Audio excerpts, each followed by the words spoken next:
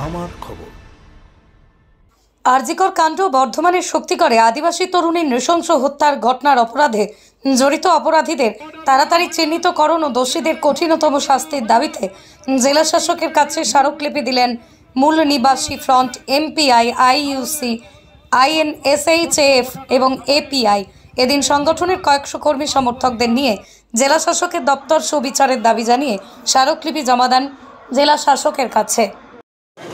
আমাদের আরজিকরে যে নারকীয় হত্যাকাণ্ড ঘটেছে এবং সেই সঙ্গে বর্ধমানের শক্তিগড়ে আদিবাসী তরুণীর গলা কেটে নৃশংসভাবে যেভাবে হত্যা করা হয়েছে, সেই ঘটনার প্রতিবাদে আমরা ন্যায় বিচারের দাবিতে আমাদের মূল নিবাসী ফ্রন্ট তথা এমপিআই, এপিআই, ইনসাফ এবং ইন্ডিয়ান ইউনিটি সেন্টার আইইউসি তাদের সম্মিলিত জোট আজকে আমরা রাস্তায় নেমেছিলাম। একটি মিছিলের আমরা ডাক দিয়েছিলাম।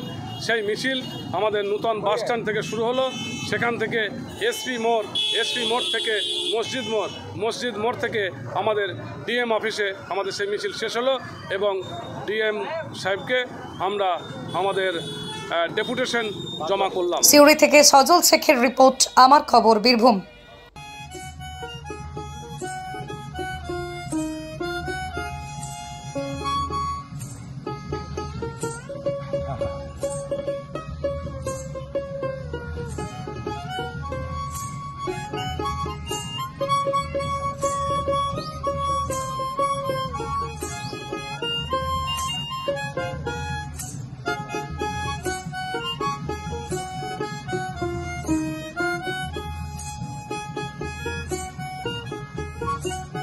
দেখতে চোখ রাখুন আমাদের ফেসবুক ও ইউটিউব চ্যানেলে।